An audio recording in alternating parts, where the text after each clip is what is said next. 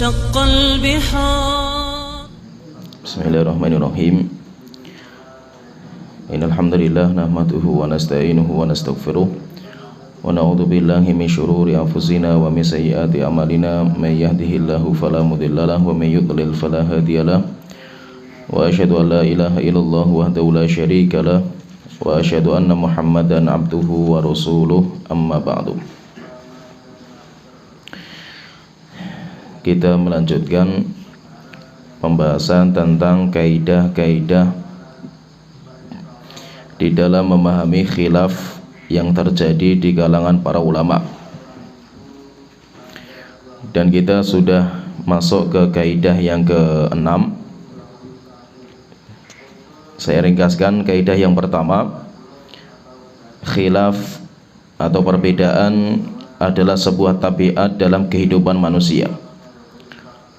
Kemudian yang kedua, Allah memerintahkan untuk bersatu padu dan melarang dari perselisihan dan perpecahan dalam beragama. Yang ketiga, persatuan adalah nikmat terbesar yang Allah berikan kepada kaum muslimin. Kaidah yang keempat, perbedaan dalam perkara khilafiyah, yaitu perkara yang dibolehkan untuk berbeda, adalah merupakan keluasan dan rahmat Allah kepada umatnya. Kemudian yang kelima, perbedaan pendapat yang dibolehkan ini bukan termasuk perbedaan yang dilarang dalam Al-Quran. Kaidah yang kelima ini kita telah sebutkan bahwa Allah memang melarang kita untuk bercerai-berai dan berbeda pendapat. Wala takunu kalladzina tafarraqu wakhtalafu. Kalian jangan menjadi orang-orang yang saling bercerai-berai dan saling berselisih.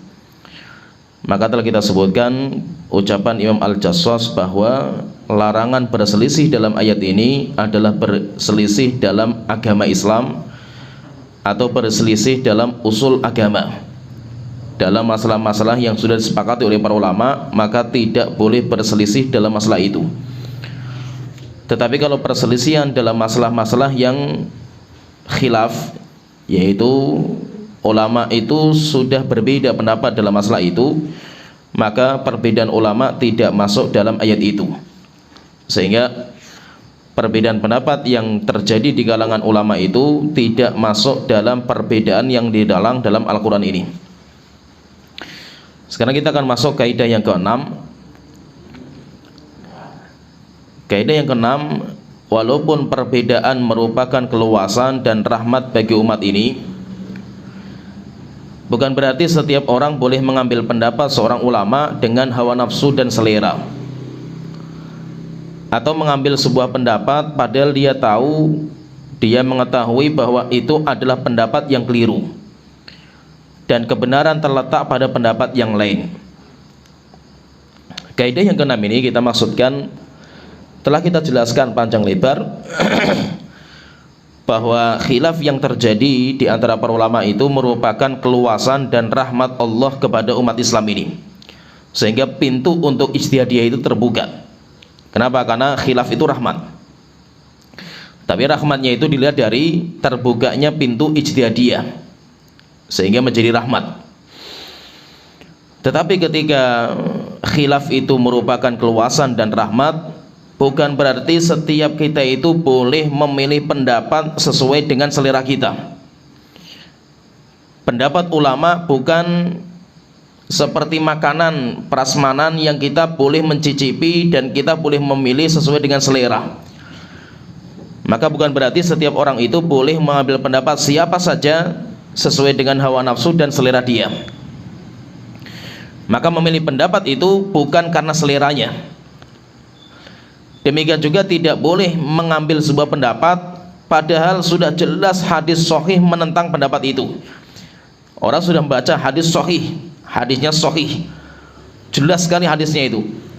Kemudian ada ulama yang berfatwa beda. Kemudian orang itu lebih memilih fatwa ulama daripada hadisnya Rasulullah SAW, maka tidak dibolehkan juga seperti ini. Demikian juga tidak boleh mengambil pendapat yang dia sudah tahu bahwasanya kekuatan pendapat yang kuat, pendapat yang benar itu ada pada pendapat yang lain.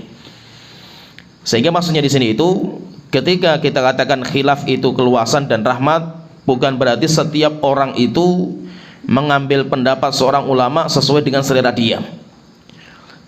Maka yang dimaksud dengan keluasan dan rahmat itu keluasan untuk berijtihad. Pintu untuk ijtihad itu terbuka lebar. Bukan berarti setiap orang itu bebas memilih pendapat apa saja sesuai dengan selera kita. Ini kita maksudkan bukan seperti itu. Berkata Imam Ismail Al-Qadhi rahimahullah ta'ala, beliau mengatakan, sesungguhnya keluasan di dalam perbedaan para sahabat adalah keluasan di dalam menggunakan pendapat dalam ijtihadiyah. Yaitu maksudnya kalau kita katakan bahwasanya khilaf yang terjadi di antara ulama itu merupakan keluasan agama Islam ini.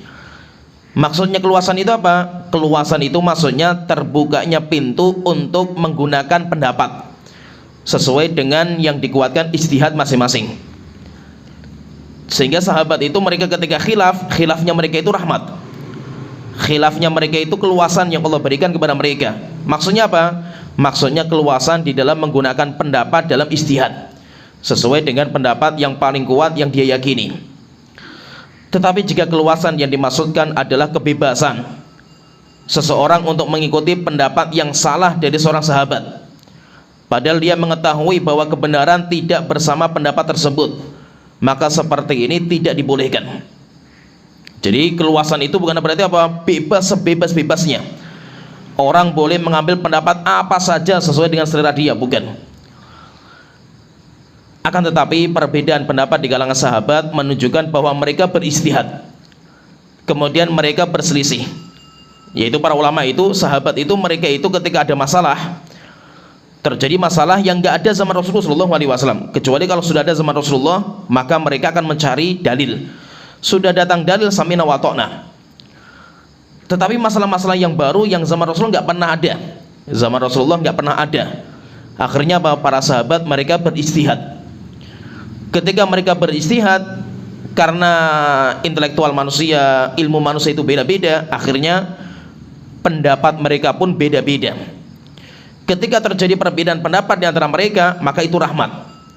Bukan berarti rahmatnya itu apa? Kita bebas memilih pendapat sahabat mana saja yang sesuai dengan selera kita, bukan. Tetapi maksudnya rahmat di sini, keluasan di sini itu mereka menggunakan ijtihadiyah mereka.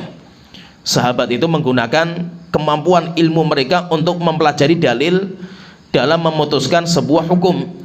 Ketika mereka itu ijtihad, akhirnya apa? Terjadilah perselisihan di antara mereka.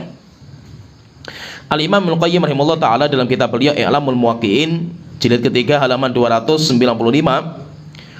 beliau mengatakan, dan orang yang mempunyai pengalaman tentang syariat dan kenyataan, pasti dia akan mengetahui bahwa orang mulia yang memiliki pengaruh dan perjuangan dalam Islam, yaitu seorang tokoh besar, seorang ulama besar yang memiliki banyak pengikut, memiliki jasa besar dalam perjuangan Islam, dan dia juga memiliki jasa di dalam menegakkan Islam dan memiliki wibawa di hadapan kaum muslimin, orang seperti ini pasti akan terjatuh dalam kesalahan dan kelupaan.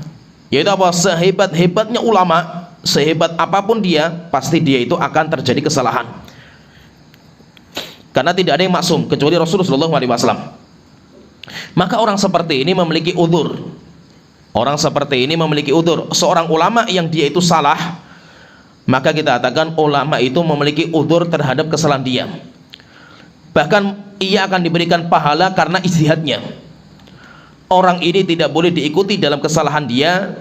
Begitu juga tidak boleh kita cela dan robohkan wibawanya karena kesalahan dia. Demikian juga kita hancurkan kepemimpinannya, kedudukannya di hati kaum muslimin disebabkan kesalahan kecil yang terjadi. Jadi maksudnya di sini kita menyikapi masalah seorang ulama itu. Seorang ulama sehebat-hebatnya ilmu dia, selama dia itu manusia, pasti ada kesalahan. Pasti ada kesalahan. Karena Rasulullah SAW sudah mengatakan sebuah kaidah, kullu bani Adam khata', setiap anak manusia itu pasti keliru, siapapun dia.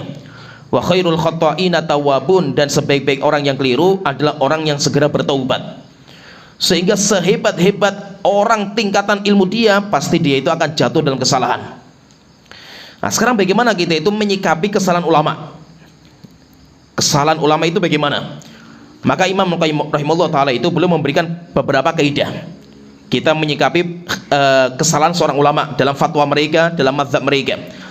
Yang pertama yang harus kita yakini itu, yang pertama bahwa kesalahan itu pasti akan terjadi. Sehingga kalau kita itu mewajibkan seorang ulama nggak punya salah, mustahil. Ini yang perlu kita yakini pertama. Jika kita mendapatkan fatwa atau mazhabnya seorang ulama, contohnya mazhab Syafi'i misalkan, antum baca mazhabnya Syafi'i, mendapatkan sebuah masalah, ini apa ini mazhab Syafi'i seperti ini, kan beda dengan dalilnya kan kayak gini kan, itu jelas hadisnya seperti ini. Maka ketika kita mendapatkan pendapat atau mazhab seorang ulama kok bertabrakan dengan dalil yang sahih, maka kita perlu memiliki kaidah. Ada beberapa yang perlu kita pahami. Yang pertama, kita perlu pahami apa? Bahwasanya kesalahan itu kodrat manusia.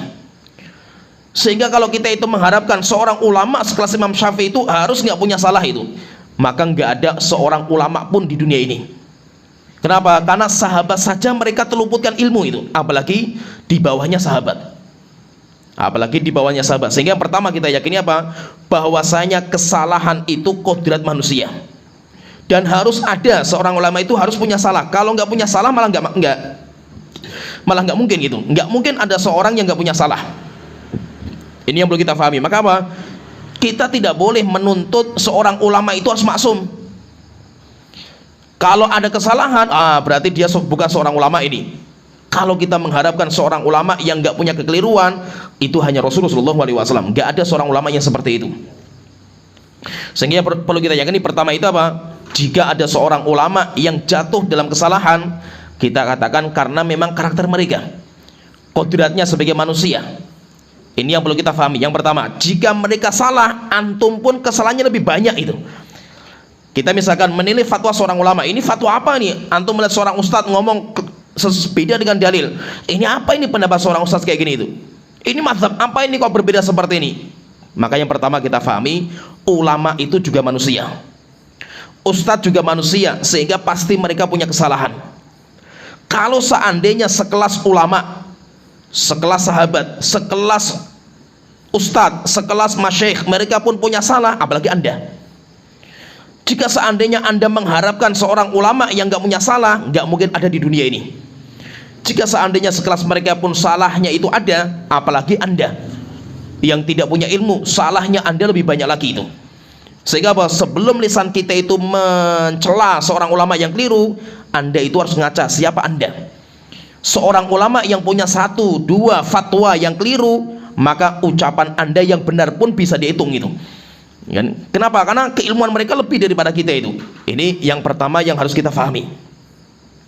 Yang kedua yang harus kita pahami itu, bahwasanya seorang ulama yang keliru dalam fatwa mereka, mereka itu punya udzur, mereka itu punya alasan, mereka itu punya alasan. Dan ulama ini perlu kita pahami di sini apa? Tidak mungkin seorang ulama, seorang ustadz, seorang syekh yang kita kenal baik agamanya itu sengaja menyelisih dalil karena hawa nafsu. Datang sebuah hadis jelas sekali, karena beda sama hawa nafsunya, akhirnya ditinggalkan hadis itu. Ulama kita bukan pengikor hawa nafsu. Ustadz Ahlussunnah wal Jamaah mereka bukan pengikor hawa nafsu itu. Mereka semuanya pengen mencari dalil, mereka semuanya pengen mencari kebenaran. Ulama-ulama itu mereka rela mengorbankan dunia mereka untuk Islam, untuk mencari kebenaran. Sehingga apa? Kita perlu pahami yang pertama tadi, bahwasanya kesalahan itu karakter kita. Kemudian yang kedua, bahwasanya ulama itu punya udzur, punya alasan. Mereka punya masalah. Kenapa? Mereka itu kok fatwanya kok beda dengan hadis itu, kenapa itu? Akhirnya apa? Nanti Syekhul Islam mengarang sebuah kitab yang kita kaji di pondok pesantren di Darussalam itu, kita daurahkan, yaitu sebuah kitab bagus sekali namanya Raf'ul Malam an A'immatil A'lam. Tahan lisan dari mencela seorang ulama. Itu ininya seperti itu. Raf'ul Malam, mengangkat celaan an A'immatil A'lam terhadap seorang ulama yang mulia. Yaitu maksudnya apa? Kalau kita melihat fatwa seorang ulama, mazhab seorang imam, mereka kok keliru berbeda dengan hadis, maka kita tahan lisan kita. Kenapa? Karena mereka itu punya alasan. Seorang ulama ketika berhukum, menetapkan sebuah hukum, pasti mereka itu punya hujah. Tapi terkadang apa? Hujahnya itu nggak seperti hujah kita. Kita melihat sebuah hadis sahih, ulama melihatnya bukan hanya itu, mereka melihat kepada yang lain. Sehingga apa? Terkadang fatwanya itu mengambil pendapat yang lain. Kenapa? Karena mereka punya hujah yang lain daripada yang ini. Ya, dan ini banyak sekali kalau kita pahami, itu banyak sekali itu. Contohnya saya contohkan misalkan minum dengan berdiri. Ini saya membicarakan masalah teori. Saya tidak bicarakan masalah prakteknya. Masalah ilmiah, jadi masalah yang kita bicarakan itu ilmu. Kita bicara masalah ilmu, beda dengan praktek. Banyak di antara kita itu apa? Masalah-masalah ilmu itu digunakan untuk meremehkan masalah amal. Ini jadi masalah itu. Kita mau berbicara masalah ilmunya, bukan masalah prakteknya. Kalau prakteknya setiap itu perintah Rasulullah, mau wajib maupun sunnah, harus kita jalankan. Bukan berarti apa? Oh, ini karena hukumnya sunnah, ya berarti saya tinggalkan. Sunnah bukan untuk ditinggalkan. Ulama ketika membicarakan masalah ini wajib, ini sunnah, itu masalah ilmunya. Prakteknya mereka tetap menjalankan. Saya contohkan misalkan beberapa masalah, tapi ketika saya membicarakan masalah ini, jangan dijadikan alasan untuk meninggalkan sunnah. Tetap namanya sunnah itu, mau hukumnya wajib maupun hukumnya sunnah itu. Sunnah itu yang datang dari Rasulullah SAW. Wa ma atakumur rasulu fakhuduh. Apa yang datang dari Rasulullah, ambil. Kita sebagai seorang ahlu sunnah itu, kita itu berjuang mengikuti Rasulullah SAW. Mau hukumnya wajib maupun hukumnya sunnah, hukum itu cuma teori. Ya, paham ya? Kenapa? Karena Rasulullah itu nggak pernah menjelaskan hukum. Rasulullah itu hanya mengamalkan sholat. Rasulullah sholat, tampakkan kepada para sahabat mengikuti. Para sahabat pun nggak pernah bertanya, ya Rasulullah, takbiratul ihram itu hukumnya wajib atau sunnah ini? Baca ini hukumnya wajib atau sunnah? Kenapa? Zaman sahabat nggak ada seperti itu. Yang mereka pikirkan sama sahabat itu amal. Mereka nggak peduli ini sunnah atau ini wajib, nggak peduli. Yang penting apa? Datang dari Rasulullah SAW. Saya sebutkan beberapa masalah di sini, bukan berarti kita meremehkan dalam masalah prakteknya. Contohnya misalkan, saya contohkan misalkan, kita harus tahu, maksudnya tahu, kita itu memberikan udzur kepada ulama itu. Jika ada seorang ulama misalkan mengatakan minum dengan berdiri itu boleh, minum dengan berdiri itu boleh. Nah, sekarang kita mendapatkan fatwa seperti ini. Kok ada ulama mengatakan boleh minum dengan berdiri? Oh, berarti menyimpang ini ulama ini, sesat ini. Kenapa? Karena menyelisih hadis yang sudah jelas sekali hadisnya itu. Yaitu apa? Banyak sekali hadis di mana Rasulullah SAW itu melarang minum dengan berdiri. Bahkan Rasulullah mengatakan, siapa yang minum dengan berdiri, muntahkan minuman itu. Keras sekali Rasulullah SAW itu. Ketika kita mendapatkan hadis ini, kemudian ada ulama yang mengatakan boleh. Berarti ini ulama ini menyimpang, ini sesat ini gitu. Kenapa? Karena hadisnya jelas, hadisnya seperti ini itu. Maka yang perlu kita pahami apa? Pertama, kalau kita mendapatkan fatwa ulama kok berbeda dengan hadis itu, kita itu yang pertama kali itu harus memberikan udzur, memberikan alasan, memberikan banyak kemungkinan. Oh mungkin ini, oh mungkin ini, oh mungkin ini. Jika ada seorang muslim berbuat keliru di hadapan kita, ada asar itu mengatakan berikan 70 alasan, 70 udzur. Jangan langsung kita sikat gara-gara zahirnya itu menyimpang itu, jangan. Kenapa? Ketika kita tanya misalkan, kenapa kok Anda itu pendapatnya boleh minum dengan berdiri? Dia punya hujah. Bukan berarti nggak tahu hadis itu, tahu hadis itu. Hadis yang antum dapatkan, ulama juga sudah dapat juga itu. Tetapi ulama punya alasan yang antum nggak tahu. Ulama itu punya alasan. Kenapa mereka itu mengatakan boleh? Karena walaupun apa, tetap sunnahnya itu minum dengan duduk, sunnah. Tetapi kalau orang minum dengan berdiri, itu hukumnya boleh, tetapi tidak disunnahkan, sunnahnya duduk. Kenapa seperti itu? Karena mereka mengatakan memang Rasulullah SAW itu secara lisan beliau melarang. Secara lisan beliau itu belum melarang, tetapi perbuatan Rasulullah sendiri itu minum dengan berdiri pernah. Bahkan Rasulullah SAW itu pernah minum dengan berdiri di akhir-akhir hayatnya beliau di Hajatul Wada, disaksikan oleh para sahabat ketika haji. Rasulullah ketika haji Hajatul Wada, Rasulullah kepanasan, kemudian Ali bin Abi Thalib itu mengambilkan air Zam-Zam. Di hadapan para sahabat, Rasulullah itu minum dengan berdiri. Sekarang kita lihat di sini itu, kita mendapatkan hadis banyak sekali dari sabdanya Rasulullah minum dengan berdiri itu nggak boleh. Kemudian yang kedua, kita mendapatkan hadis yang lain juga bahwasanya Rasulullah SAW itu mengamalkan minum dengan berdiri. Ulama melihat dua dalil ini. Akhirnya apa? Mereka meneliti satu persatu ini, bagaimana dalilnya itu. Terus bagaimana kalau seandainya kok kontradiksi kayak gini, ucapan Rasulullah beda sama perbuatan Rasulullah itu. Maka nanti ulama punya metode cara menyikapinya. Yang terbaik itu dengan cara dijamak, dikumpulkan dalilnya itu. Berarti nggak boleh itu kayak gini, yang boleh itu kayak gini. Cara menjamaknya pun ulama nanti berbeda-beda. Ada juga ulama yang kalau tidak bisa dijamak, maka nanti ditarjih. Apa itu tarjih itu? Tarjih itu mengambil yang satu hadis, yang lain dibuang. Lah yang tarjih pun juga beda juga caranya itu. Kenapa ditarjih? Caranya ada namanya nasih dan mansuh. Dilihat dari nasih mansuhnya. Itu cara mentarjih itu. Jadi apa? Enggak sembarangan ulama ketika memunculkan pendapat. Dan itu antum perlu pahami itu. Ulama ketika mereka berpendapat, mereka itu sudah mengarungi samudra dalil dulu itu. Bukan hanya satu dalil mereka itu mendapatkan, mungkin puluhan, ratusan dalil yang mereka lihat itu. Sehingga apa? Baru dimunculkan sebuah hukum. Kita dapatkan misalkan dalam masalah ini, minum dengan berdiri.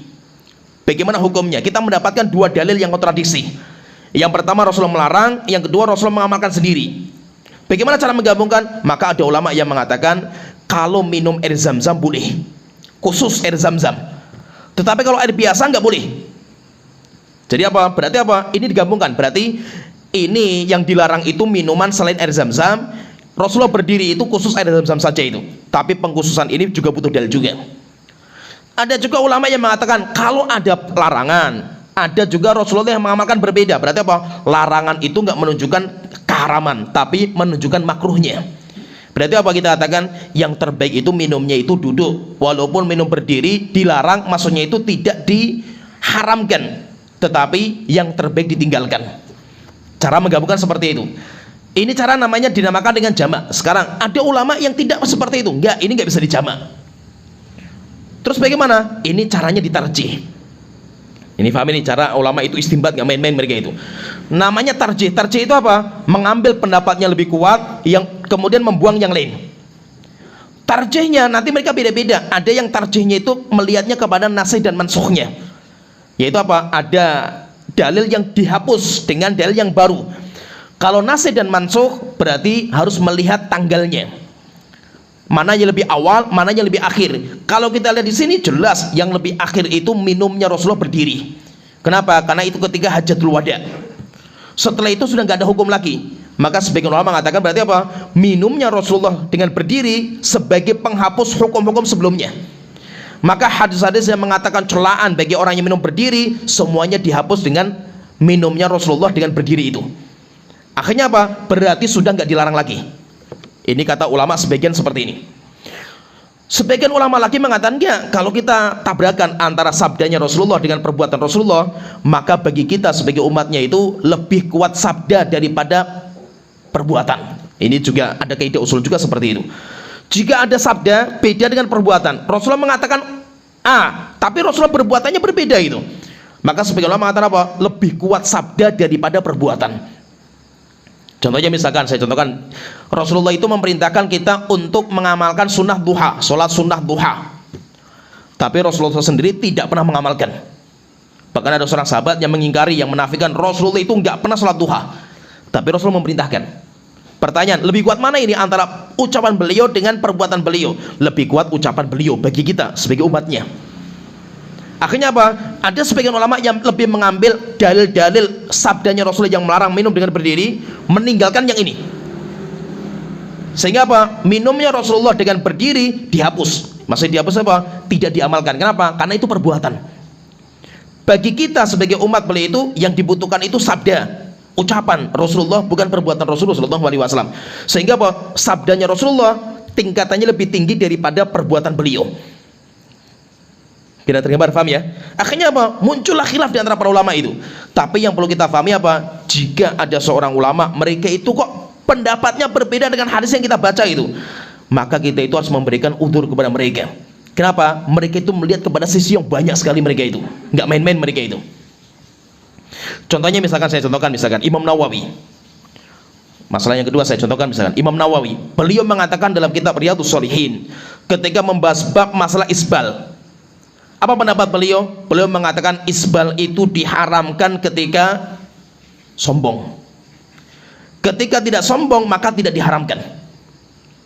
Antum ketika baca hadis ini, ucapan beliau ini mendapatkan sebuah hadis, kan Rasulullah mengatakan ma asfala minal ka'baini fa finnar, kain apa saja yang di bawah mata kaki maka neraka jahanam. Wah, berarti menyimpang Imam Nawawi itu.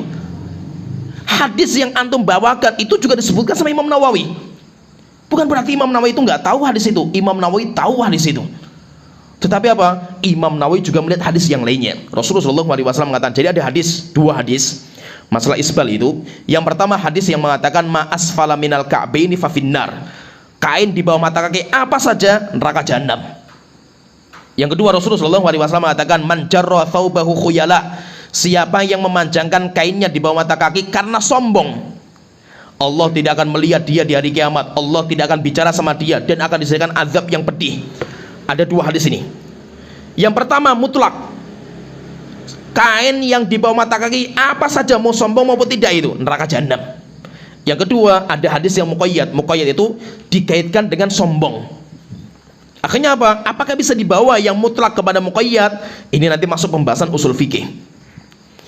Maksudnya di sini, ketika kita mendapatkan fatwa seorang ulama seperti ini, lah kok hadis yang saya dapatkan seperti ini, maka ulama sudah mendapatkan dalil antum. Ini yang perlu antum fahami. Kemudian yang kedua, ulama juga memiliki dalil yang lain yang antum nggak tahu.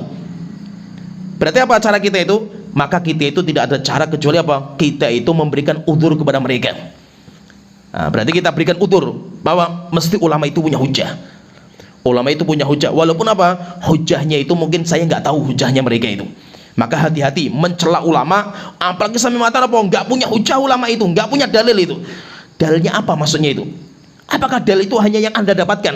Banyak dalil yang anda nggak dapatkan itu. Antum belum baca Sahih Bukhari lengkap, Sahih Muslim belum dihafal, Sunan Tirmidzi, Nasai, Ibnu Majah, Abu Dawud, kemudian Sahih Ibnu Khuzaimah, Mustadrak Imam Hakim, Musnad Imam Ahmad, antum belum dapat, antum belum baca gitu. Sedangkan ulama itu mereka sudah menghafal. Hafalan mereka dalam hati mereka itu ribuan hadis mereka itu. Sehingga apa? Ketika ulama berfatwa A, bukan berarti mereka itu nggak punya dalil. Mereka punya dalil, tapi antum nggak nyanda ilmu antum itu sampai ke sana itu. Sehingga apa? Ketika antum mendapatkan fatwa ulama kok beda sama hadis yang saya baca, maka antum memberikan udzur kepada mereka. Udzurnya apa? Pasti mereka itu punya hujah. Pasti mereka itu punya hujah. Ini yang kedua, yang harus kita amalkan yang kedua. Yang ketiga itu perlu antum fahami bahwasanya apa? Seorang ulama yang ijtihad jika keliru, memang keliru, misalkan saya katakan memang fatwanya keliru ini. Kalau seandainya mereka keliru, mereka itu mendapatkan satu pahala dan dosanya mereka sudah dicabut sama Allah Ta'ala. Berarti apa? Ulama mujtahid yang sudah sekuat tenaga mencari dalil, rupanya fatwanya keliru, kita katakan keliru, benar-benar keliru itu, maka mereka saja nggak berdosa. Mereka saja nggak berdosa. Ketika mereka saja di hadapan Allah nggak berdosa, bahkan punya satu pahala. Kenapa lisan kita nggak bisa menahan diri gitu?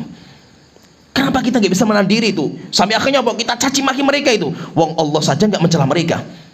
Bahkan Allah memberikan pahala kepada mereka. Allah mencabut dosanya bagi mereka itu. Idza ijtahadal hakim, siapa saja seorang hakim yang berijtihad dan ijtihadnya benar, mendapatkan dua pahala. Tetapi kalau seorang ulama yang berijtihad, ijtihadnya keliru, mendapatkan satu pahala dan dosanya diangkat. Mereka saja nggak berdosa, bahkan mereka mendapatkan satu pahala. Kenapa lisan kita pun mencela mereka gitu? Sehingga yang ketiga yang perlu kita pahami apa? Mereka saja nggak berdosa di hadapan Allah Ta'ala jika memang keliru. Kemudian yang keempat yang harus kita pahami, yang keempat itu tetap kesalahan mereka tidak boleh kita ikuti. Bukan berarti apa? Oh, ini kan seorang ulama, kita kan kayak naik mobil, kita naik bis itu, kita ikut sopir saja wes itu. Enggak, ini dalilnya seperti ini, sopir saja wes, ikut sopir itu.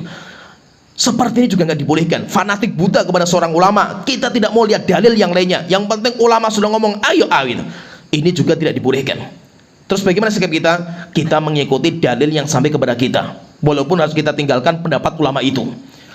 Jadi apa? Yang keempat seperti ini. Kemudian selanjutnya yang perlu kita pahami itu, jangan kita jadikan kesalahan ulama sebagai ajang untuk merobohkan wibawa mereka. Seorang ulama yang keliru tetap ulama. Seorang ulama yang mereka itu fatwanya itu keliru, berbeda dengan hadis, tetap mereka ulama. Jangan sampai kita jadikan kesalahan mereka sebagai ajang untuk mencela. Oh, ini berarti bukan ulama ini. Oh, ini bukan ustadz ini. Ya kan? Bukan. Kenapa? Karena setingkat ulama itu punya kesalahan. Maka jangan kita jadikan kesalahan mereka itu sebagai ajang untuk mencela mereka, merobohkan wibawa mereka. Demikian juga untuk apalagi untuk mengeluarkan mereka dari Ahlussunnah wal Jamaah. Ini bahaya lagi ini. Kenapa? Karena nggak semudah itu. Tidak semudah itu. Ulama itu ketika mereka berpendapat itu panjang sekali perjalanan mereka. Nggak semudah apa yang kita bayangkan. Kita dulu ketika belajar di Yaman itu, untuk mendapatkan sebuah hadis saja itu, ini hadis ini sahih atau tidak, ini hadis ini sahih atau tidak, itu perjalanan mendapatkan hukum hadis ini sahih atau tidak, itu terkadang 1 bulan kita itu. Dan guru kita itu Syekh Abdul Hasan itu punya timnya banyak sekali beliau itu. Di perpustakaan itu, kita kalau di perpustakaan di Marib itu besar sekali perpustakaan itu, masya Allah besarnya luar biasa, dan kita banyak sekali itu. Dan beliau punya timnya itu merupakan ulama-ulama murid-murid seniornya Syekh Mukbil, dan mereka pakar-pakar hadis mereka itu. Terkadang kalau membaca sebuah hadis, misalkan hadis yang dibawakan di Fathul Bari, beliau punya tahqiq terhadap kitab Fathul Bari, guru kita itu, tapi sayang kitabnya belum dicetak karena terlalu tebal bukunya itu. Tahqiqnya, tahqiq itu apa? Setiap hadis yang dibawakan sama Imam Ibnu Hajar dalam Fathul Bari akan dijelaskan derajat sahih atau tidaknya itu. Itu namanya ditahqiq. Terkadang mendapatkan satu hadis, untuk meneliti hadis ini butuh 1 bulan, dan timnya bukan 1 orang, puluhan orang timnya itu, orang ulama semua itu, untuk mencari, jadi untuk mengatakan ini hadis sahih atau tidak. Maka ulama itu apa? Mengumpulkan semua jalan dulu. Hadis ini punya jalan berapa? Dikeluarkan sama siapa saja? Imam Tirmidzi mengeluarkan nomor berapa? Ibnu Majah nomor berapa? Ini berapa? Semua jalan dikeluarkan semuanya itu. Ketika sudah dikeluarkan semua jalannya itu, setelah itu baru diteliti satu persatu rawinya. Rawinya ini sahih atau tidak? Sahih atau tidak? Sahih atau tidak? Setelah mendapatkan baru digabung-gabungkan itu, sehingga gak mudah, panjang sekali perjalanan itu. Sampai Syekh Abdul Hasan itu ketika mendapatkan sebuah masalah itu, masalah sampai beliau dikeluarkan sendiri tahqiqnya beliau itu, keluarkan sebuah kitab namanya Al-Mut'ah fi ta'yini waqti ijabatid du'a fi yaumil jum'ah. Jadi tentang hadis masalah doa yang mustajab di hari Jumat. Itu beliau keluarkan semua riwayatnya, kemudian diteliti semuanya, kemudian dicari hadisnya sahih atau tidak, kemudian yang terbaik itu yang mana itu. Kenapa? Beliau kumpulkan itu. Setelah itu apa? Setelah saya kumpulkan riwayat masalah ini, saya mendapatkan waktu hari Jumat itu ada 6 waktu. Ini kata beliau ada 6 pendapat. Ada 6 pendapat. Dan kalau beliau setelah saya pilih-pilih semua pendapat mereka, dalil mereka itu, saya mendapatkan hadis yang paling kuat itu cuma 2. Hadis yang paling kuat itu 2. Yang pertama, waktu yang mustajab itu ketika azan sholat Jumat sampai salamnya imam. Ini kata beliau itu. Tapi ketika azan, kan kita nanti ada khutbah Jumat itu. Ketika khutbah Jumat, setelah khutbah kan sholat itu. Terus kapan waktunya berdoa itu? Maka beliau mengatakan, jadi kalau ini waktunya sempit sekali itu, antara azan sampai selesainya imam. Sampai imam itu sholat Jumat itu selesai salam. Maka waktu yang tersisa, seperti misalkan duduk antara 2 khutbah, ada kesempatan berdoa, maka itu waktu mustajab. Itu kuat sekali itu hadis yang masalah itu. Kemudian kata beliau, dan yang lebih kuat lagi itu sebelum sebelum maghrib. Itu kata beliau, dari semua riwayat yang ada itu, yang paling kuat itu sebelum maghrib, pada sholat asar sampai sebelum maghrib, dan semakin akhir itu semakin kuat. Maksudnya apa? Berarti nggak main-main mereka itu, sampai 1 bulan loh mendapatkan riwayat semuanya itu. Dan bukan 1 orang saja itu, banyak sekali ulama yang kumpul itu untuk meliti hadis itu. Maka apa? Nggak mudah orang itu menetapkan sebuah hukum. Ulama ketika mengatakan ini hukumnya seperti ini, mereka perjalanan panjang mereka itu, melihat banyak sisi yang perlu mereka lihat itu. Maka tidak mungkin seorang ulama itu mengatakan ini hukumnya kayak gini karena hawa nafsu dia, nggak mungkin. Apalagi dia seorang ulama yang sangat amanah dalam ilmu mereka itu. Mereka belajar saja mengorbankan waktu mereka, mengorbankan dunia mereka, mengorbankan kerjaan mereka, mengorbankan anak istri mereka itu. Untuk mencari apa? Mencari ilmu.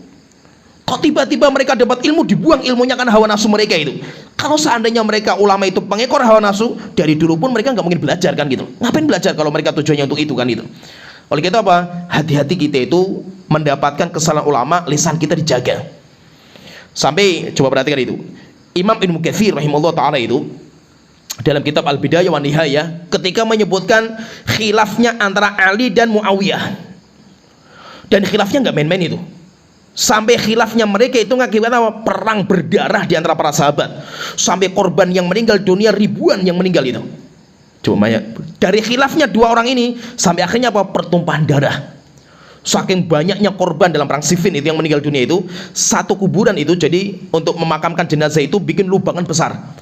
Satu kuburan itu isinya 40 orang. Saking banyaknya orang meninggal dunia itu, bayangkan. Gara-gara khilaf. Gara-gara khilaf itu. Khilaf pendapat. Kalau Ali bin Abi Thalib pendapatnya itu apa? Tetapkan dulu imam khalifah setelah Utsman meninggal, dibunuh itu. Siapa khalifahnya? Setelah itu baru dicari siapa pembunuh Utsman, baru dikisos. Pendapatnya Muawiyah enggak. Kita sebagai keluarganya Utsman, kita enggak akan membaiat imam siapa saja sampai kita mengkisos siapa yang membunuh Utsman. Nah, terjadi perbedaan. Kalau Ali mengatakan tetapkan dulu khalifahnya pengganti Utsman, baru setelah kuat kita cari para pembunuh Utsmannya itu. Dikisos setelah itu. Kalau Muawiyah pendapatnya enggak, kita sebagai pihak keluarga tidak akan membaiat siapa saja sampai kita mengkisos pembunuhnya Utsman. Akhirnya apa? Terjadilah khilaf. Ketika terjadi khilaf, maka Ali bin Abi Thalib punya pasukan perang, Muawiyah punya pasukan perang. Setelah itu apa? Terjadi peperangan yang dahsyat namanya perang Siffin. Ketika didudukkan masalahnya sama para ulama, Imam Mukatsir ketika menyebutkan masalah ini beliau mengatakan, dan telah jelas dalam banyak riwayat bahwasanya pendapat Ali itu benar. Pendapat Ali itu benar, sedangkan pendapat Muawiyah itu keliru. Tapi kata Imam Mukatsir, tapi beliau mengatakan, tetapi sebagai seorang ahlu sunnah wal jamaah, ini saya katakan ini, sebagai seorang ahlu sunnah wal jamaah, dia harus meyakini bahwasanya apa? Muawiyah walaupun keliru fatwanya, tapi dia itu mendapatkan satu pahala. Walaupun apa? Dari kekeliruan fatwa mengakibatkan pertumpahan darah. Apa kata Imam Mukatsir itu? Muawiyah mendapatkan satu pahala dan Muawiyah tidak berdosa. Kemudian beliau mengatakan, penting sekali ucapan beliau itu. Kata beliau itu, kata Imam Mukatsir, dan seorang ahlu sunnah menahan lisan dari membicarakan Muawiyah walaupun mereka keliru. Sehingga apa? Ahlu sunnah tidak mengumbar lisan mereka, oh Muawiyah itu sesat gara-gara mereka pertumpahan darah di antara kaum muslim, perpecahan dan yang lainnya. Ahlu sunnah tutup mulut. Kenapa? Karena itu, yaitu khilaf itu karena mereka punya hujah masing-masing. Pendapat Ali benar karena mereka punya hujah, Muawiyah juga benar karena mereka punya hujah itu. Tetapi kalau disandingkan dua pendapat ini, jelas Ali lebih benar. Tetapi kita tahan lisan kita dari mencela Muawiyah radhiyallahu anhu. Demikian juga para sahabat yang ikut Muawiyah, kita tahan lisan kita. Kenapa? Karena mereka seorang ulama. Dan mereka ketika berpendapat nggak main-main, mereka itu perjalanan panjang untuk menetapkan sebuah hukum. Jadi maksudnya di sini itu, antum hati-hati ketika mendapatkan seorang ustadz, seorang ulama, mereka berbicara dan seakan-akan ucapan mereka itu kok ini nggak sesuai dengan dalil ini. Dalilnya kan seperti ini tuh, hati-hati. Antum dudukan dulu itu. Mereka punya hujahnya apa? Banyak sekali hujah yang belum antum dapatkan. Kecuali kalau antum sudah hafal Sahih Bukhari, hafal Sahih Muslim, sudah baca kitab Sunan Abu Dawud, Ibnu Majah dan yang lainnya, itu silahkan. Mengatakan ini tidak ada dalilnya ini, silahkan. Tapi kalau antum bahasa Arab saja nggak tahu kan itu, Al-Quran saja membacanya gerudal geratul gitu, hafal Quran itu nggak nambah itu, tapi pindah terus hafalannya itu. Mustalah hadis nggak tahu, usul fikih juga nggak pernah tahu, tiba-tiba mengatakan ini menyimpang, ini beda sama dalil, nggak punya dalil versi siapa kan gitu. Versinya siapa? Antum saja nggak punya apa-apa kan gitu loh. Sehingga apa? Hati-hati, ditahan lisan kita membicarakan tentang fatwa seorang ulama, fatwa seorang ustadz yang mungkin kita anggap itu berbeda sama pendapat kita atau berbeda dengan dalil yang kita miliki. Kemudian yang perlu kita pahami juga di sini, intinya kita pahami penting seorang ulama ketika terjadi kesalahan itu, kesalahan mereka ini, siapa yang mengumpulkan kesalahan mereka, misalkan ini ada ulama salah dalam masalah ini, kita kumpulkan, yang salah lagi kita kumpulkan, yang salah lagi kita kumpulkan, kemudian kita kumpulkan kesalahan mereka dan kita ikuti karena selera kita, itu nanti masuk dalam bab namanya tatabbu rukhsatul ulama. Ini bahaya. Jadi maksudnya itu apa? Antum sebagai orang awam, yang sering saya sebutkan, nanti akan kita bahas itu, yang nanti akan kita bahas tentang derajat manusia. Jadi bagi orang awam itu kan kewajiban antum itu taklid. Mau taklid sama mazhab atau taklid sama ustad. Dan kebanyakan kita teman-teman salafin itu mereka lebih senang taklid sama ustad daripada ulama mazhab. ya kan? Dan itu seringnya seperti itu. Sehingga apa? Kita sering mencela orang-orang yang bermadzhab. Oh, ini madzhab ini nggak punya dalil itu. Pertanyaan, Anda dalilnya siapa? Dalil Anda apa? Mana ayatnya, mana hadisnya, mana istimbatnya kayak apa? Cara pendalilnya kayak apa itu? Ya Ustadz A ngomong kayak gini. Berarti Anda taklid sama Ustadz. Sehingga apa? Daripada kita taklid sama Ustadz yang belum diakui ilmunya sedunia, mending orang itu taklidnya sama madzhab yang sudah diakui sedunia, kan gitu. Jadi maksudnya apa? Bagi orang awam itu memang nggak bisa dia itu mempelajari dalil, nggak bisa itu. Yang dia bisa itu taklid. Maka taklid kita lihat ini, taklid sama madzhab, yang madzhab itu jelas ulama-ulamanya terakui mereka ilmu-ilmu mereka, atau antum taklidnya sama ustadz. Perhatikan di sini, kalaupun kita itu orang yang taklid, kita itu orang taklid itu jangan taklid kita itu menurut selera. Ini bahaya. Taklid sesuai dengan selera kita. Apa itu selera itu? Ada dua ustadz yang berkhilaf misalkan. Ustadz A ngomong kayak gini, Ustadz B ngomong kayak gini. Aduh, ini susah ini kalau ngomong ikut sama Ustadz A ini, berat sekali fatwanya itu, pendapatnya susah dijalankan itu. Yang enak itu fatwanya, pendapatnya Ustadz B enak itu. Akhirnya apa? Saya ngikuti yang ini sajalah, enak ini. Saya kumpulkan yang enak. Ini masalah ini bahaya. Ini yang dinamakan dengan tatabbu rukhsatul alim, mengikuti fatwa-fatwa yang menyimpang dari para ulama. Ini yang tidak dibolehkan itu. Maka itu apa? Pendapat ulama, pendapat ustadz yang diikuti sama orang-orang awam, orang-orang ahli taklid, itu jangan dijadikan sebagai makanan prasmanan. Makanan prasmanan itu apa? Kan dalam prasmanan itu kita boleh mencicipi siapa saja itu, makan apa saja itu. Cicipi, ini nggak enak ini. Cicipi, enak ini. Akhirnya apa? Orang boleh menilai itu. Menilai dari apanya? Rasanya. Bukan seperti ini. Pendapat ulama itu nggak bisa dijadikan seperti ini itu. Maka kalau Anda itu taklid, Anda itu ngikuti fatwa ulama, ambil fatwa ulama yang memang bagi antum dia itu orang yang terpercaya. Jadi standarnya itu. Jadi gini, ulama itu kayak dalil.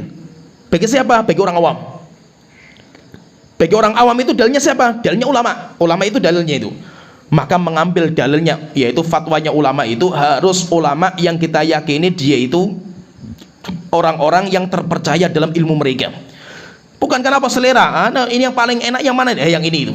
Contohnya misalkan ada orang pengen makan anjing. Saya pengen makan anjing gitu, enak kelihatannya anjing, sate anjing, enak ini. Coba saya cari mazhab apa yang membolehkan ini. Cari dapat mazhab. Mazhabnya Imam Malik. Ya kan, mengatakan bahwasanya anjing itu kan enggak najis. Yang dinajiskan cuma ilirnya saja itu. Alhamdulillah ada fatwa ulama yang membolehkan. Alhamdulillah hari ini kita pesta anjing. Kenapa pesta anjing? Imam Malik membolehkan kan gitu. Ada lagi, aduh saya pengen nikah mut'ah ini. Coba cari fatwa ulama yang membolehkan. Alhamdulillah dapat juga fatwa ulama yang membolehkan nikah mut'ah. Alhamdulillah pesta raya kita ini. Yang penting apa? Kita itu bukan orang yang mengikuti hawa nafsu kita, tapi kita ngikuti ulama. Kita kan taklid sama ulama kan itu. Tapi Anda dalam memilih pendapat ulama itu sesuai dengan selera. Nah ini jadi masalah. Berarti apa? Anda juga beragama karena hawa nafsu Anda. Walaupun apa? Bukan pendapat yang Anda munculkan, bukan. Anda mengikuti ulama, tapi Anda mengikuti ulama karena selera Anda. Itu yang dinamakan dengan rukhsah. Nanti dinamakan dengan rukhsah. Rukhsah itu keringanan, namanya rukhsah itu keringanan. Kita bahas sedikit. Rukhsah itu nanti ada dua. Rukhsah itu ada dua. Jadi rukhsah itu apa? Keringanan, namanya keringanan. Rukhsah itu ada dua. Yang pertama dinamakan dengan rukhsatun syar'iyyatun. Rukhsah keringanan yang datang dari syariat. Apa itu? Kata ulama mengatakan ma sabata ala khilafi dalilin syar'iyyin li mu'aradin rajih. Apa-apa yang disahkan oleh syariat untuk menyelisihi sebuah syariat yang sudah paten. Jadi sesuatu yang Allah keluarkan dari syariat yang sudah paten. Contohnya misalkan gini, tapi itu memang dari syariat. Contohnya misalkan gini, namanya orang sholat fardu, patennya orang sholat fardu itu harus berdiri. Waqumu lillahi qanitin, waqumu, berdirilah. Berarti apa? Sholat itu harus berdiri. Pertanyaan, kalau kita nggak mampu karena kita sakit, maka datang dalil untuk mengeluarkan dari hukum berdirinya itu. Maka Rasulullah mengatakan sholli qa'iman, sholatlah kamu dalam kondisi berdiri. Fa illam tastati fa qa'idan, kalau tidak mampu maka duduk. Duduk ketika orang sholat itu namanya rukhsah. Itu namanya rukhsah keringanan. Kenapa keringanan? Karena keluar dari kaidah patennya. Contohnya namanya orang sholat duhur itu yang 4 rakaat, sholat asar itu 4 rakaat. Itu patennya, kaidah patennya itu. Tapi bagi orang yang musafir maka boleh dikosor. Sholat duhurnya jadi 2, sholat asarnya jadi 2. Kenapa? Karena ada dalil yang lain yang mengeluarkan dari hukum asalnya itu. Namanya sholat duhur, asar itu ada waktunya masing-masing, nggak boleh masuk ke sana-sana, itu nggak boleh itu. Tetapi bagi orang yang tidak mampu, baik safar atau sakit atau yang lainnya, boleh menjamak. Misalkan hujan, kita sholat maghrib kemudian hujan di tempat kita ini, maka boleh dijamak dengan sholat isya, tetapi tidak boleh dikosor karena kita bukan musafir. Nah, berarti apa? Ada dalil yang lain yang mengeluarkan itu namanya keringanan. Itu namanya keringanan. Puasa, namanya orang muslim itu wajib puasa Ramadan, tapi bagi orang yang musafir dan sakit boleh tidak berpuasa, itu namanya keringanan. Kenapa? Ada dalil lain yang membolehkan. Nah, itu yang dinamakan dengan rukhsatun syar'iyyatun, rukhsah yang datang dari syariat. Dan rukhsah dalam syariat itu dianjurkan untuk diambil. Rasulullah SAW bersabda, innallaha yuhibbu ayyu'ta rukhasuhu. Sesungguhnya Allah itu sangat suka jika keringanan yang Allah berikan itu diambil. Kama yuhibbu an tu'ta azaimuhu. Sebagaimana Allah itu suka jika yang wajib, yang sudah paten itu dikerjakan. Dalam hadis yang lain Rasulullah SAW mengatakan, innallaha yuhibbu an tu'ta rukhasuhu kama yukrahu an tu'ta ma'siyatuhu. Allah itu suka jika keringanan yang Allah berikan kepada kita itu dikerjakan, sebagaimana Allah itu benci ketika maksiat itu dikerjakan. Jadi maksudnya berarti apa? Keringanan yang Allah berikan itu sunnahnya untuk kita ambil. Ini yang pertama, rukhsah yang pertama itu apa? Rukhsatun syar'iyyatun. Ini yang pertama. Ini kita nggak membahas. Kita tidak membahas masalah ini. Kenapa? Karena itu ada dalilnya semua itu. Kemudian yang kedua, rukhsah yang kedua itu dinamakan dengan rukhsatun fiqhiyatun. Berarti kan ini ada rukhsah syar'iyyah, keringanan yang datang langsung dari Allah Ta'ala, dalilnya ada. Yang kedua dinamakan dengan rukhsatun fiqhiyah, keringanan dari pendapat-pendapat ulama fikih. Cari pendapat yang paling ringan, misalkan masalah ini apa hukumnya? Oh ini kayak gini, ini kayak gini. Yang paling ringan dari pendapat ulama fikih apa? Ini. Kemudian kita ambil pendapat yang paling ringan ini. Ini yang jadi masalah ini. Al-Imam Az-Zarkasi belum mengatakan namanya rukhsatun fiqhiyah itu apa? Ikhtiyarul mar'i min kulli madhhabin ma huwal ahwanu alaihi. Orang memilih dari setiap mazhab pendapat yang paling ringan. Pendapat yang paling ringan apa? Ini, kita ambil yang ini saja. Pendapat yang paling ringan lagi apa ini? Masalah ini, kita ambil. Sehingga apa? Yang penting dia itu ngikuti pendapat yang paling ringan. Orang yang ngikuti pendapat yang paling ringan, kata para ulama, terkumpul semua dosa bagi dia itu. Maka dia nanti sebagai orang zindik, orang seperti ini. Tadi telah kita jelaskan bahwa keringanan itu atau rukhsah itu ada 2 macam. Yang pertama dinamakan dengan rukhsatun syar'iyyah, keringanan yang datang dari Allah langsung dari dalil. Kemudian yang kedua dinamakan dengan rukhsatun fiqhiyah, keringanan dari fatwa-fatwa ulama fikih. Ulama fikih berkhilaf, berbeda pendapat, kemudian ada satu pendapat yang paling ringan, maka itu dinamakan dengan rukhsatun fiqhiyah. Siapa yang mengambil itu pendapat yang paling ringan ini, maka dia menjadi orang yang parah agamanya. Begitu kata Imam Sulaiman At-Taimi, beliau mengatakan, lo akhadta bi rukhsati kulli alimin ijtama'a fika syarru kulluhu. Jika seandainya kamu mengambil keringanan rukhsah setiap ulama ini, yang paling ringan pendapatnya yang mana ini diambil. Masalah ini lagi yang paling ringan sama ini diambil. Ijtama'a fika syarru kulluhu, maka semua kejelekan berkumpul pada orang itu. Berkata Imam Al-Auza'i belum mengatakan, man akhadha binawadiril ulama kharaja minal Islam. Siapa yang dia mengambil cuma pendapat-pendapat yang aneh dari para ulama, yaitu pendapat-pendapat yang paling ringan dari ulama, diambil semuanya, kharaja minal Islam, maka dia nanti akan keluar dari agama Islam. Dan banyak sekali nanti ulama itu mengatakan tentang bahaya orang-orang yang dinamakan dengan tatabbu' rukhsatul ulama, orang-orang yang mengikuti, mengambil, mengumpulkan fatwa-fatwa ulama yang paling ringan. Sampai ada sebuah cerita Kata Imam Ismail bin Ishaq Al-Qadhi, Ismail Al-Qadhi, beliau mengatakan, dakhaltu 'alal Mu'tadid, saya pernah masuk ke raja namanya Mu'tadid. Fadafa, karena beliau itu Imam Ismail Al-Qadhi ini sebagai penasihat raja,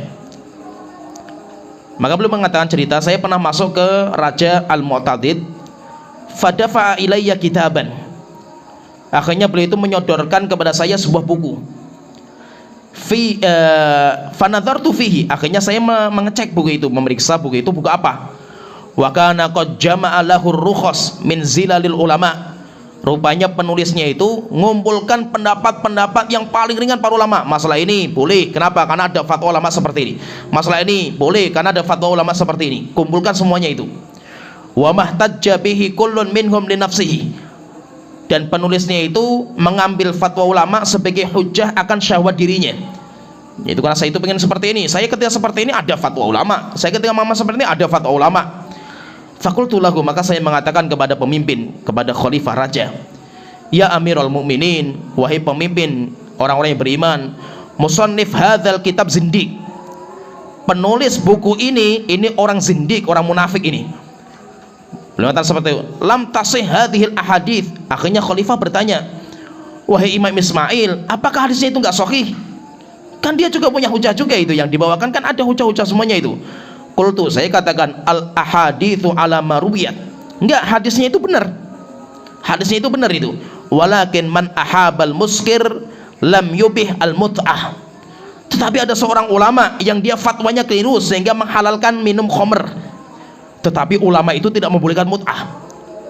Wa man abahal mut'ata lam yubih al ghina wal muskir, demikian juga ada ulama yang keliru membolehkan mut'ah, tetapi ulama itu juga tidak membolehkan musik dan minuman keras. Wa ma min alimin illa walahu zillah, setelah itu beliau mengatakan, kata Imam Ismail kepada raja, wahai raja, tidak ada seorang ulama pun kecuali dia punya kesalahan dalam fatwa. Wa man jama'a zilalal ulama, dan siapa yang kumpulkan semua fatwa-fatwa ulama yang menyimpang, thumma akhadha biha, setelah itu diambil fatwa itu dan diamalkan, dhahaba dinuhu, orang itu akan hilang agamanya itu. Fa amaral Mu'tadid fa ahraqa dzalikal kitab, akhirnya raja memerintahkan untuk membakar buku itu. Setelah itu bukunya dibakar. Demikian juga, jadi fatwa intinya di sini itu, intinya ulama ketika mereka dalam satu masalah keliru, satu masalah, kita bahas satu masalah, misalkan ada fatwa ulama yang memang terlalu ringan itu pendapatnya itu, tapi ulama itu mungkin dalam masalah yang lain dia keras sekali dalam masalah yang lain. Sekarang yang jadi masalah ini orang ini dia itu tidak fokus kepada satu mazhab, bukan. Kumpulkan semua mazhab, semua ulama itu, cari pendapat yang paling ringan, mau siapa saja, mau mazhabnya Syafi'i dalam masalah yang paling ringan ambil, mazhabnya Maliki yang paling ringan ambil, pendapatnya ini lagi yang paling ringan ambil. Dia nggak peduli dengan pendapatnya orang. Yang penting apa? Mana saja yang paling ringan yang diambil itu. Pedulinya itu cuma yang paling ringan saja itu. Akhirnya apa? Dia nanti akan menjadi orang zindik. Berkata Imam Ahmad, beliau mengatakan, law anna rajulan, jika seandainya ada seseorang, amila biqauli ahlil kufati fin nabidh, mereka menjalankan, kalau seandainya ada orang menjalankan fatwanya ulama-ulama Kufah, ulama-ulama Irak dalam masalah nabidh. Nabidhnya itu, nabidh itu apa? Nabidh itu sari buah. Tapi orang-orang Kufah itu mengatakan nabidh itu khomer selain dari kurma. Jadi kalau khomer, namanya khomer itu kalau dari kurma, yaitu buahnya itu kurma. Tapi kalau selain itu nabidh. Akhirnya apa? Membolehkan selain dari kurma. Maka beliau mengatakan, jika seandainya ada orang yang mengamalkan pendapatnya orang Kufah dalam masalah nabidh, wa ahlal madinati fis sima', dan mengamalkan fatwanya ulama-ulama Madinah dalam membolehkan musik, wa ahli Makkah fil mut'ah, mengamalkan fatwanya ulama Makkah dalam bolehnya mut'ah, kana fasiqon, orang itu fasik, orang seperti ini. Syekhul Islam beliau mengatakan,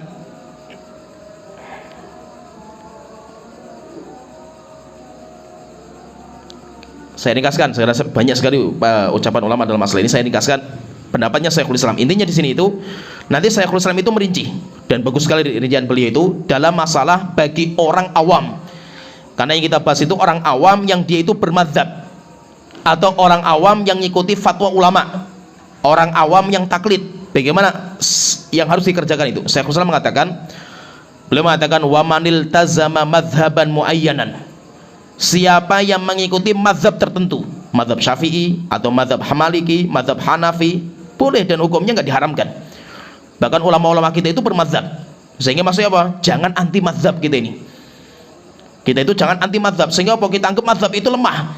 Ulama-ulama kita bermazhab. Syekhul Islam sendiri mazhabnya Hambali, Imam Nawawi mazhabnya Syafi'i, Ibnu Hajar al-Asqalani ulama besar ahli hadis mazhabnya Syafi'i, Imam Ibnu Katsir Syafi'i. Sehingga apa maksud itu? Kita jangan anti mazhab, ulama-ulama kita bermazhab gitu loh. Maka beliau mengatakan manil tazama madhaban muayyanan, siapa yang mengikuti satu mazhab tertentu, thumma fa'ala khilafahu min ghairi taqlidin li alimin akhar, kemudian dia suatu ketika keluar dari mazhab, dia ngikuti mazhab Syafi'i, misalnya ada orang mazhabnya Syafi'i, suatu ketika dia itu keluar dari mazhab dalam masalah sebuah masalah itu, ketika dia keluar dari mazhab itu min ghairi taqlidin li alimin akhar, tapi bukan karena taklid dengan ulama yang lain, aftahu yang memberikan fatwa kepada dia itu, walastidlalam bidalilin yaqtadi khilafu dzalika, atau bukan karena dia itu punya dalil lain yang tabrakan dengan mazhab dia, wa min ghairi udhrin syar'iyyin yubihu lahu ma fa'alahu, dan tidak ada udzur secara syar'i. Udzur syar'i itu apa? Tadi keringanan tadi itu, orang sakit dan yang lainnya itu. Fa innahu yakunu muttabi'an dihawahu, maka berarti apa? Dia pengekor hawa nafsu dia itu. Dia beragama sesuai dengan selera. Wa amilan bi ghairi ijtihadin wala taqlidin, dia telah mengamalkan amalan tanpa dalil ijtihad. Ijtihad itu melihat dalil atau tanpa taklid. Fa'ilan lil muharram, maka dia telah mengerjakan perbuatan yang haram. Bi ghairi udhrin syar'iyyin, tanpa udhur yang syar'i. Fa hadza munkar, orang seperti ini orang yang mungkar ini itu. Contohnya misalkan ini, saya contohkan misalkan yang dipraktekkan di masyarakat kita, namanya mazhab Syafi'i. Mazhab Syafi'i itu sentuhan kulit laki-laki perempuan batal wudunya. Itu dalam mazhab. Dalilnya apa? Mereka punya dalil nggak? Punya. Mereka punya dalil karena Allah Ta'ala berfirman, aula mastumun nisa'a, atau kalian itu menyentuh perempuan. Menyentuh perempuan. Kalau kalian menyentuh perempuan, batal wudu kalian itu.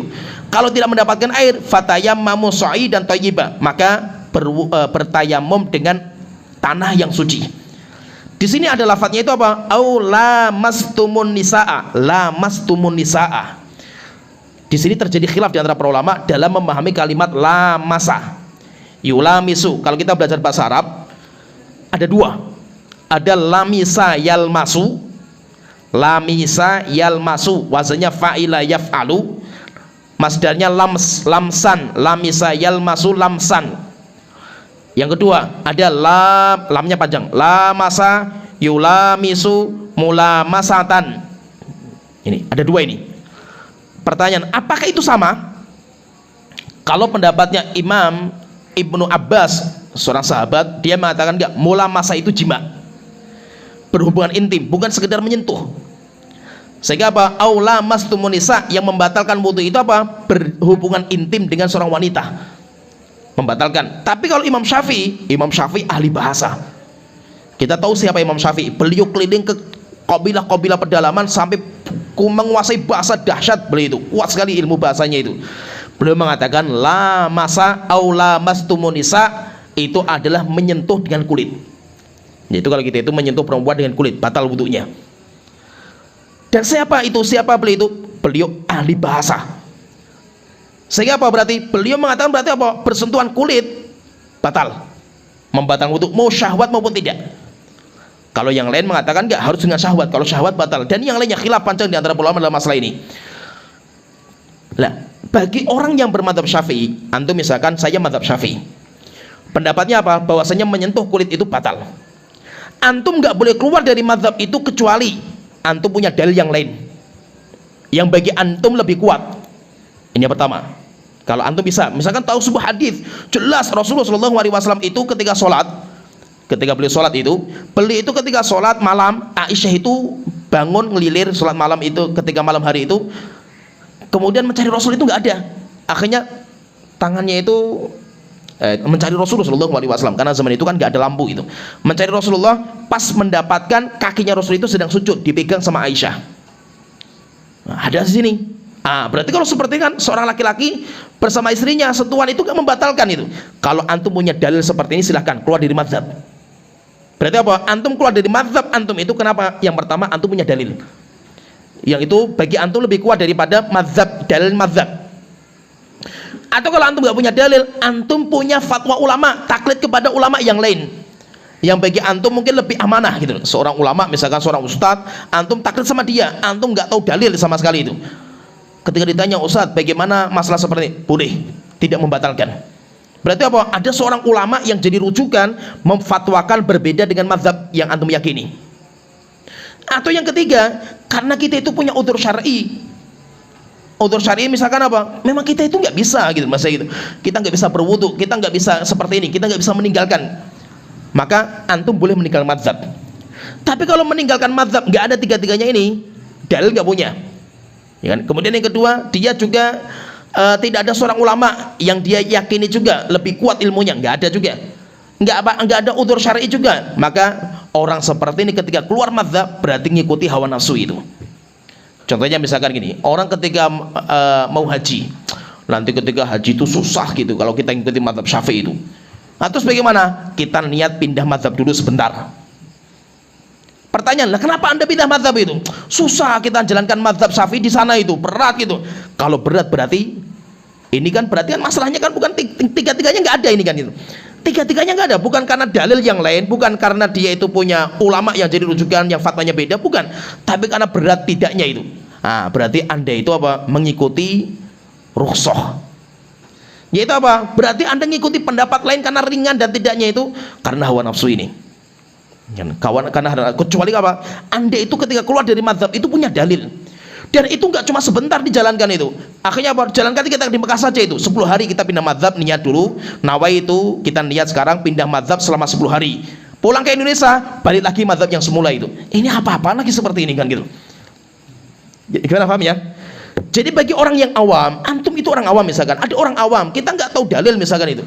Kalau antum itu bermadzhab Syafi'i, istiqomah di atas mazhab itu. Kenapa? Kewajiban orang awam seperti itu. Antum keluar dari mazhab itu alasannya apa? Sehingga apa? Maksudnya antum itu sebagai orang awam, antum ketika mengamalkan harus punya dalil. Seperti kita penuntut ilmu sebagai seorang muslim itu, kita dalam mengamalkan sesuatu itu butuh dalil kita itu. Man amila amalan laisa alaihi amruna fa huwa raddun. Siapa yang mengamalkan sesuatu tanpa perintah kami itu, enggak ada dalilnya itu, maka terputus. Dalil itu ada dua. Dalil itu ada dua. Yang pertama, dalil itu ijtihad. Ijtihad itu apa? Langsung kita itu meneliti Al-Quran dan hadis kalau kita mampu. Itu namanya ijtihad. Dalil kita itu apa? Ijtihad. Kalau kita nggak punya kemampuan ini, maka dalil yang kedua apa? Taklid. Berarti apa? Taklid itu dalil. Ini paham ini. Taklid itu dalil. Bagi siapa? Bagi orang yang tidak mampu ijtihad. Sehingga apa? Saya kalau nggak mampu ijtihad, Pak Salaf saya nggak punya, Al-Quran nggak bisa, ini nggak bisa. Apa yang saya mampu itu? Saya cuma mampu bertanya sama seorang ulama. Karena itu yang diperintahkan oleh Allah Ta'ala, fas'alu ahla dzikri in kuntum la ta'lamun. Ketika saya tanya sama ulama, ulama menjawab A, ya udah saya ikuti. Maka apa? Fatwanya ulama bagi saya itu dalil saya. Ya, paham tergambar ya? Jadi fatwanya ulama bagi saya yang orang awam itu dalilnya saya itu. Kenapa? Karena perintah Allah seperti itu. Tapi kalau antum itu mengamalkan, antum nggak ijtihad. Kemudian yang kedua, antum juga nggak bertanya fatwa ulama yang antum yakini lebih amanah itu. Tapi apa? Yang paling enak seperti ini itu. Ini berarti selera. Maka apa? Maka bahaya orang yang meninggalkan sebuah pendapat yang dia yakini tanpa ada udzurnya itu. Maka dia itu orang yang telah mengamalkan perbuatan mungkar. Jadi tinggal antum kalau bermadzhab Syafi'i, istiqomah di atas mazhab itu, jangan keluar dari mazhab itu kecuali harus punya satu dari tiga itu. Harus punya satu dari tiga, punya dalil lain yang lebih kuat daripada dalil yang dipakai sama mazhab Syafi'i. Yang kedua, antum itu harus punya fatwa ulama yang bagi antum ulama itu lebih kuat ilmunya daripada mazhab Syafi'i. Atau yang ketiga, antum itu punya udzur syar'i, sakit atau safar, atau kita itu memang nggak mampu secara fisik kita, boleh keluar dari itu. Contohnya misalkan, saya contohkan misalkan ya, ulama-ulama dalam masalah seorang wanita yang hamil dan menyusui. Dalam mazhab Mazhab Syafi'i itu, dan mazhab Syafi'i yang paling keras masalah ini. Jadi wanita yang hamil dan menyusui, dia tidak berpuasa Ramadan. Pertanyaan, yang wajib bagi dia apa? Kalau dia nggak puasa, dia nggak puasa selama 1 bulan, terus yang wajib apa? Membayar fidyah atau mengqadha? Khilaf panjang di antara para ulama. Kenapa khilaf? Karena memang tidak ada dalil yang pasti dalam masalah ini. Masalah hamil dan menyusui, yang ada cuma orang yang tidak mampu. Wa 'alal ladzina yutiqunahu fidyatun. Orang yang tidak mampu puasa, maka dia boleh bayar fidyah. Yang tidak mampu itu siapa? Orang tua. Yang dia nggak mau, orang sakit yang menaun, tidak mungkin sembuh penyakitnya itu. Nah, para ulama di sini berbeda pendapat, memasukkan wanita yang hamil dan menyusui masuk ayat itu, tidak itu. Akhirnya apa? Ada macam-macam pendapat. Ada yang mengatakan apa? Dia itu yang wajib cuma fidyah, nggak ada namanya qadha. Pendapatnya Abdullah bin Abbas. Ada yang mengatakan enggak, yang wajib qadha karena dia itu samakan dengan orang sakit. Seperti orang kalau dia meninggalkan sholat karena sakit, maka dia itu wajibnya qadha, nggak ada namanya fidyah. Ada juga pendapat yang mengatakan nggak ada qadha, nggak ada fidyah, seperti mazhab Dhahiri, dan paling lemah mazhab ini. Kemudian yang keempat, mazhabnya Syafi'i, paling keras mazhab Syafi'i itu apa? Wajib qadha, wajib fidyah, dua-duanya wajib. Berarti apa? Berarti orang yang wanita hamil dan menyusui lebih berat bebannya daripada orang yang normal gitu. Laki-laki normal yang sakit, dia cuma mengqadha. Perempuan hamil dan menyusui bebannya 2, qadha dan fidyah, itu kan enggak main-main itu. Paling keras mazhab Syafi'i dalam masalah ini itu. Nah, sekarang pertanyaan, apakah fatwa ulama Syafi'iyah mutaakhir itu seperti itu? Banyak ulama-ulama kita itu, seperti contohnya Syekh kita itu, Syekh Ali Bukir, termasuk ulama Syafi'i rujukan dunia sekarang ini. Saya dulu pernah belajar sama beliau.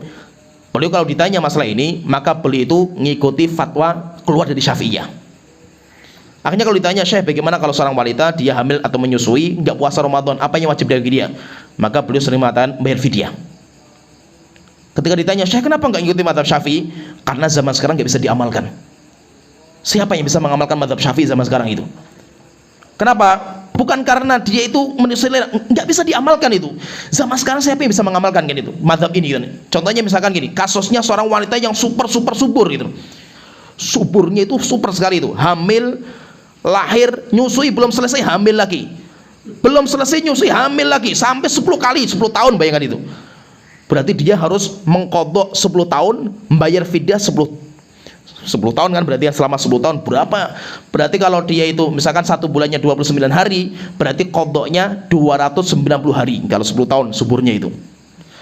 Qadhanya 29 hari harus puasa, mengqadha 290 hari harus bayar fidyah itu. Siapa yang mampu seperti itu kan itu? Akhirnya apa? Terkadang dalam masalah fatwa itu melihat kemampuan orang. Zaman sekarang nggak mampu itu. Nah, kenapa? Karena dilihat dari udzur syar'inya zaman sekarang ini. Ya, jadi maksudnya di sini itu, kalau antum keluar tanpa 1 dari 3, ini jadi masalah itu. Jadi masalah antum keluar dari mazhab tanpa dalil, atau tanpa fatwa ulama yang lain, atau tanpa udzur syar'i, maka ini hukumnya tidak dibolehkan. Setelah itu Syekhul Islam mengatakan, wa amma idza tabayyana lahu ma yujibu rujhani qaulin ala qaulin. Namun jika seandainya ada orang yang bermazhab dan nampak bagi dia kuatnya salah satu pendapat karena dalilnya, imma bil adillatil mufassilati, entah karena dalil yang lengkap itu, jadi ada sebuah dalil yang pasti, ingkana ya'rifuha au yafhamuha, dalil yang dia fahami, dia faham sebuah dalil, kuat sekali dalil ini itu, tapi mazhab Syafi'i enggak mengambil dalil itu, mengambil masalah-masalah yang lain, maka saya ngikuti yang ini saja, hadis ini itu. Wa imma bi an yara ahadar rajulaini a'lam bitilkal mas'alati minal akhar, atau yang kedua, dia melihat ada 2 ulama berbeda pendapat, saya dulunya ngikuti pendapat A, tapi rupanya saya ketemu dengan ulama yang kedua itu dia lebih berilmu dalam masalah itu, masalah hadisnya itu, hadisnya lebih kuat itu, maka saya ngikuti pendapat ulama, saya tinggalkan mazhab yang lain yang sebelumnya itu. Fahuwa atqalillah, dan ulama yang dia ikuti sekarang itu orang yang lebih bertakwa versi dia itu. Yaquluhu fayarji'u an qaulin ila qaulin, akhirnya dia pindah pendapat, pindah mazhab itu. Fahadza yajuzu, orang seperti ini boleh, bal yajib, bahkan orang itu wajib untuk mengikuti seperti itu. Waqad nassal Imam Ahmad ala dzalika, dan Imam Ahmad menaskan harus seperti itu. Nah, berarti maksudnya itu apa? Antum boleh keluar dari pendapat sebelum antum punya pendapat A, antum boleh keluar, boleh kepada pendapat B, boleh, tapi dengan 1 dari 3, karena punya dalilnya lebih kuat, atau yang kedua, fatwa ulama yang antum yakini lebih amanah, lebih kuat ilmunya, atau yang ketiga, karena mungkin antum punya udzur, tidak bisa menjalankan pendapat itu karena punya udzur syar'i. Akhirnya apa? Boleh. Tetapi kalau antum keluar itu kan apa? Aduh berat ini, kalau saya amalkan berat sekali ini. Nah, berarti apa? Antum di sini berarti ngikuti selera. Saya contohkan ya, yang dipraktikkan di kita, di pondok misalkan. Di pondok itu ketika mereka atau diajarkan mazhab, dan memang metode fikih itu terbaik itu kalau belajar itu metode mazhab. Mazhab itu kenapa? Karena sudah diracik sama para ulama, lebih mudah itu. Ketika bermadzhab Syafi'i, maka dalam mazhab Syafi'i itu sholat Jumat syaratnya 40 orang mustautin. 40 orang itu harus orang mukim, bukan orang musafir. 40 orang. Ini dalam mazhab. Saya pun tadi itu kan saya ke pondok itu. Lah kok nggak ada orang di masjid itu? Resiko itu. Ketika mereka sudah ngambil itu, berarti harus itu. Tanpa dalil yang lain nggak boleh keluar itu. Akhirnya apa? Mereka istiqomah di atas itu. Maka apa? Sholat Jumatnya keluar hatta hujan. Kondisi tadi kan hujan itu. Akhirnya pada keluar itu. Ada yang payung dan cari masjid yang lainnya itu. Kenapa? Karena memang sudah pakai mazhab itu. Pendapatnya itu nggak boleh keluar kecuali dengan masalah yang lain itu. Jadi 1 dari 3 ini. Jangan sampai apa? Aduh ini kalau saya praktekkan, misalkan kita pendapatnya apa? Sholat Jumat itu 40 orang. Itu pendapat kita itu. Aduh, kok sekarang susah, yuk kita jalankan ya. Kalau susah kita jalankan, untuk sekarang kita pindah mazhab dulu lah. Sekarang hari ini. Jumat ini kita pindah mazhab, besok kembali lagi ke asal. Karena sekarang ini masih hujan, kondisinya banyak orang yang nggak datang. Wes kita pindah mazhab, kita ngikutin pendapat yang lain, boleh kurang dari 40 orang. Tapi besoknya kembali lagi ke mazhab semula itu. Nah ini jadi masalah ini. Jadi yang jadi masalah berarti apa? Anda itu kayak orang pramuka, di sini senang, di sana senang. Jadi ukurannya kesenangan itu. Senangnya di sini dulu. Nanti pindah lagi ke sana lagi, pindah lagi ke sini lagi itu. Itu jadi masalah itu. Kayak apa? Kaidahnya orang pramuka gitu. Di sini senang, di sana senang itu. Yang penting apa? Kesenangan. Mau di sini, mau di sana terserah. Yang penting senang wes pokoknya itu. Lah ini yang jadi masalah. Berarti apa? Berarti ini ngikuti rukhsatul ulama. Yang ini jadi masalah. Jadi intinya di sini bahwa ketika kita katakan bahwa perbedaan ulama itu adalah keluasan, bukan berarti setiap orang itu boleh mengambil pendapat karena selera, karena hawa nafsu, atau tanpa dalil, atau tanpa taklid kepada ulama yang lain yang lebih kuat, atau tanpa rukhsah. Maka ini jelas tidak dibolehkan dalam agama kita. Ya, sampai di sini pembahasan kita. Wa akhiru da'wana alhamdulillahirabbil alamin, sallallahu alaihi Muhammad wa ala alihi washabihi ajmain.